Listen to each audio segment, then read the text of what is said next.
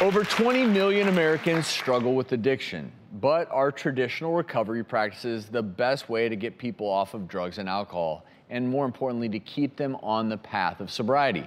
Our next guest says they're not always. He's an addiction expert and author of The Abstinence Myth, a new approach for overcoming addiction without shame, judgment, or rules. Please welcome Dr. Adi Jaffe to the show.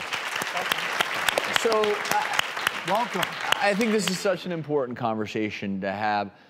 If you will, talk about our current system. Well, as you pointed out, over 20 million, estimate about 25 to 30 million people struggle in the US on any given year, and that's been true for decades.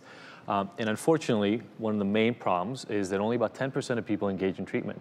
So on average, we have about 2.5 million people out of those 25 million who get help on any given year in specialty programs. That's the first problem. The second problem is once people engage, we're getting success rates that are reported to be at about 30%, 35% at the end of treatment. Once you look a year, 2 years out, et cetera, there's not really a lot of separation between random recovery or spontaneous recovery, as we call it, which means people who get no professional help and just get better on their own, and actually getting treatment.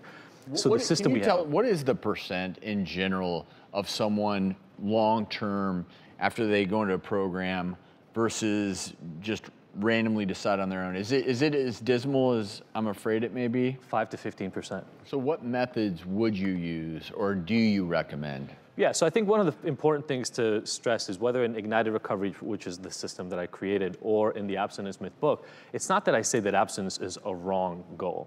I just say that abstinence should not be a requirement for entering treatment. How many people here know in the crowd that if you go to rehab, you're committing to abstinence, to being sober, right? That's what we all know. Most people aren't willing to do it. Look, if I can just say something, nobody goes to rehab to quit. People go to rehab to get their life back on track.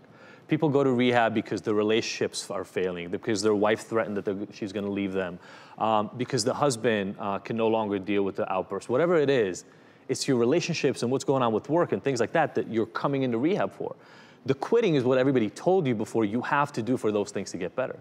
I say, why don't we just short circuit that and let's start working on those other things that aren't working out. And so the first thing we need to do is understand that the people who aren't willing to quit are not necessarily not interested in help.